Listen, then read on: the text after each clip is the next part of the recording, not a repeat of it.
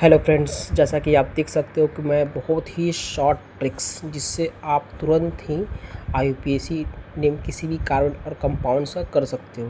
तो ये topic carbon compounds के रिलेटेड है ना।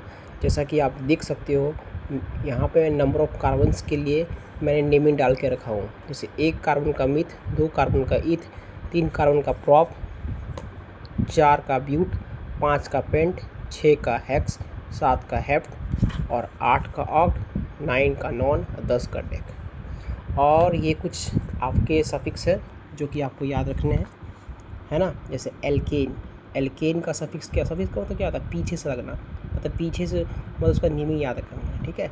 तो एल्केन को कैसे याद रखेंगे हम लोग? एन से। एन कैसे बोलेंगे? जब 2 कार्बन के बीच में सिंगल सिंगल बॉन्ड रहेगा तो उसको एन बोलेंगे। 2 कार्बन के बीच में डबल बॉन्ड रहेगा तो इन बोलेंगे। अगर ट्रिपल बॉन्ड रहेगा तो आइन बोलेंगे। मतलब सिंपल से याद रखो, सिंगल बॉन्ड के लिए एन, डबल बॉन्ड के लिए इन और ट्रिपल बॉन्ड के लिए आइन।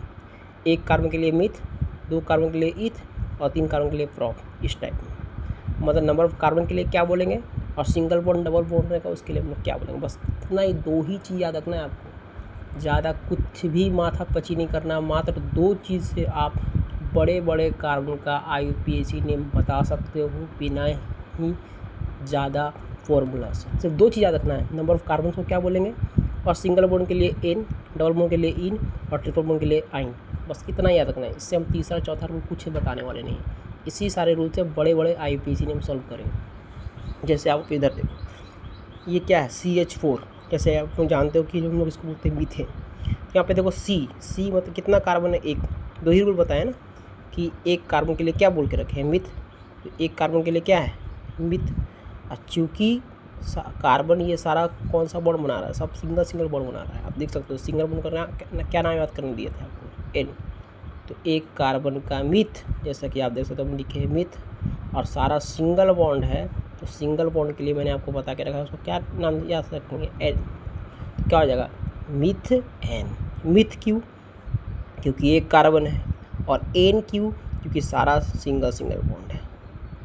मिथ क्यों? क्योंकि 1 कार्बन है। एन क्यों? क्योंकि सारा सिंगल सिंगल बॉन्ड है। उसी तरह इधर भी देखो कितना कार्बन है? 1 कार्बन, 2 कार्बन। 2 कार्बन के लिए क्या बोलेंगे? 2 कार्बन क्या बोल के रखें? इथ।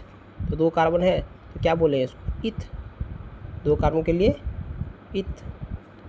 चूँकि सारा सिंगल सिंगल बॉन्ड है इसलिए इसका नाम, इसको हम लोग क्या लगा देंगे? एन। तो हो जाएगा ये इथेन। तो हो जाएगा मीथेन। मीथेन क्यों? क्योंकि 1 कार्बन के लिए मिथ और सारा सिंगल बॉन्ड है तो एन, मीथेन।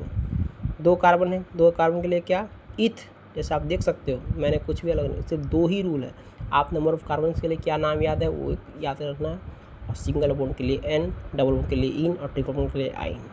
तो 2 कार्बन के लिए इथ, सारा सिंगल बॉन्ड है तो एन, इथेन। उसी तरह मैं तीसरा क्वेश्चन पे चलता हूँ। इसमें कितना कार्बन है? सिर्फ पहले कार्बन काउंट करो, है ना। फिर आप बताओ कितना कार्बन है। पहले कार्बन काउंट करना, सबसे पहले कार्बन काउंट करना। 1, 2, 3 कार्बन। 3 कार्बन के लिए प्रॉप, जैसे कि मैंने यहाँ पे तुरंत दिखा चुका हूँ। 3 कार्बन के लिए क्या है? प्रॉप।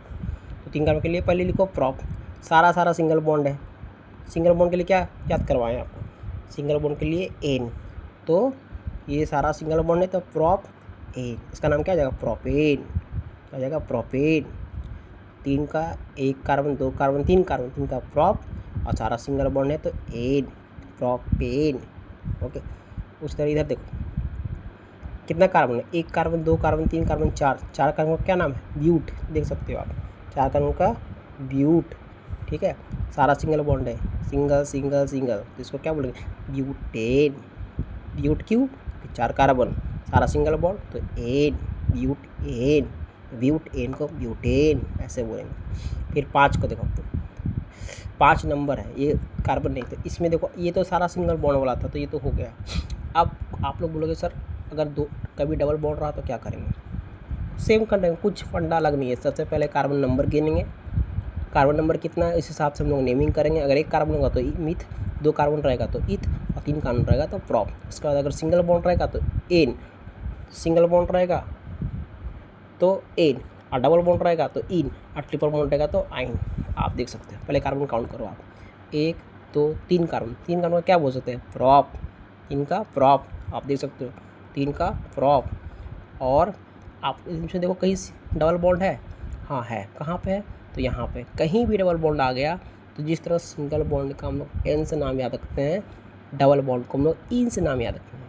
तो 3 कार्बन का प्रॉप, आई को डबल बॉन्ड आ गया तो इन, प्रॉप इन, पूरा नाम क्या हो गया, प्रोपीन। अब इसको हम एक और भी आप ऐसे कर सकते हो, है ना। देखो कहने का मतलब कि डबल बॉन्ड यहाँ से सर एक डबल बॉन्ड है। अब हम लोग कार्बन का काउंटिंग स्टार्ट करते हैं, ठीक है। ये भी सही हो जाएगा, ये भी सही हो जाएगा, लेकिन ये वाला मैं आपको बता दूँ क्योंकि बाद में आपको काम करेगा। हमको इसमें कार्बन काउंट करना है। तो आप देख रहे थे मैं इसमें कार्बन जब काउंट कर रहा था तो कहीं से भी काउंट कर रहा, क्योंकि सारा सिंगल बॉन्ड था। इधर से भी कर रहा तो सारा, किधर से भी काउंट कर दिया क्योंकि सारा सिंगल बॉन्ड है। लेकिन जब इधर से काउंट करूँगा ना तो मैं प्रायोरिटीज़ लूँगा। अगर डबल बॉन्ड रहेगा तो उसका सबसे पहले प्रायोरिटीज होगा सिंगल बॉन्ड से ज़्यादा। तो डबल बॉन्ड किधर से सामने पड़ रहा है मेरा, इधर से पड़ रहा है, तो इधर से काउंट करेंगे 1 2 3। तो 3 कार्बन का क्या होता है, प्रॉप। चूँकि डबल बॉन्ड अगर 1 नंबर कार्बन पे है तो इसलिए प्रॉप 1, और आपको पता ही है कि डबल बॉन्ड का क्या होता है, इन, तो प्रोपीन हो गया। Okay, thank you.